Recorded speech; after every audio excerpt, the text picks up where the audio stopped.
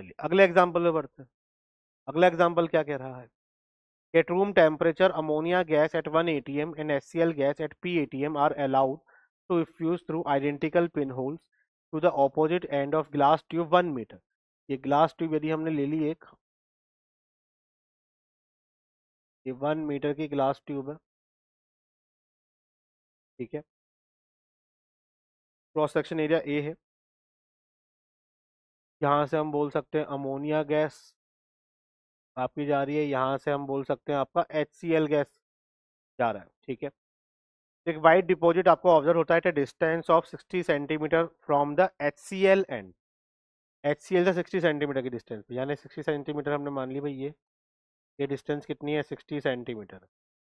जहाँ पे कहीं ना कहीं आपका पीपीटी बना होगा, ये कोई जगह होगी जहाँ पर आपका पीपीटी बना, ठीक। तो इसके आपकी जो डिस्टेंस आ रही है 60 सेंटीमीटर आ रही है, तो अमोनिया से इसकी डिस्टेंस कितनी होगी? 40 सेंटीमीटर होगी, ठीक। ये आपसे कह रहा है कि बताओ what is the value of P, यानी पी जो जो हाइड HCl पे जो प्रेशर एप्लीकेबल करा है वो कितना होगा।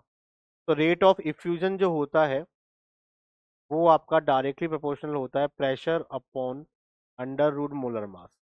यानी प्रेशर ऑफ गैस के भी डायरेक्टली, रेट ऑफ इफ्यूजन जो होता है वो किसी भी गैस के प्रेशर के भी डायरेक्टली प्रोपोर्शनल चलता है। मोलर मास का स्क्वायर रूट के इनवर्सली प्रोपोर्शनल तो चल ही रहा है, लेकिन प्रेशर के भी डायरेक्टली प्रोपोर्शनल चलता है। अब यहाँ पे हम रेट को लेंथ से बता सकते हैं कि वॉल्यूम से रिप्रेजेंट कर सकते हैं। वॉल्यूम क्या होता है? Area into length. यानी यहाँ पर हम इसको length of ammonia upon length of HCl equal to pressure of ammonia upon pressure of HCl और molar mass of HCl upon molar mass of ammonia, इससे हम कर सकते हैं। तो अमोनिया ने कितनी लेंथ कवर करी है? 40 सेंटीमीटर कवर करी है, तो ये तो 40 सेंटीमीटर हो गया। HCl की लेंथ की बात करेंगे तो ये कितना हो गया? 60। प्रेशर ऑफ अमोनिया की बात करेंगे तो अमोनिया गैस 1 atm प्रेशर पर है और HCl p atm प्रेशर पर है। HCl का मोलर मास की हम बात करेंगे तो ये कितना हो जाएगा? 36.5। और अमोनिया का मोलर मास कितना है? 17।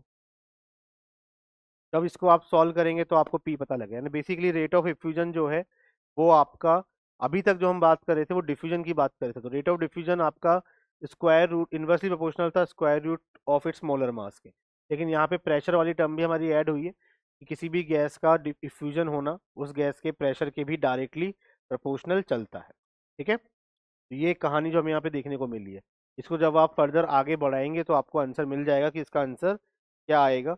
ये जहाँ तक आइडिया है सॉल्व करोगे तो ये आपका आंसर आ जाएगा 2.198 एटीएम। बेसिकली इस टाइप पाइपलाइन टाइप के क्वेश्चन जो होते हैं वो बेसिकली पेपर में बहुत सही तरीके से पूछे जाते हैं। तो यहाँ पर पाइपलाइन तरीके का क्वेश्चन है, रेट की हम दिक्कत ये आती है कि ये कैसे लिख दिया गया है, ठीक है। तो रेट ऑफ डिफ्यूजन जो होता है वो क्या होता है? Volume of gas diffuse upon time. और वॉल्यूम क्या होता है? क्योंकि देखो दोनों जब आके मिलेंगे तो टाइम तो दोनों को सेम ही लगा है।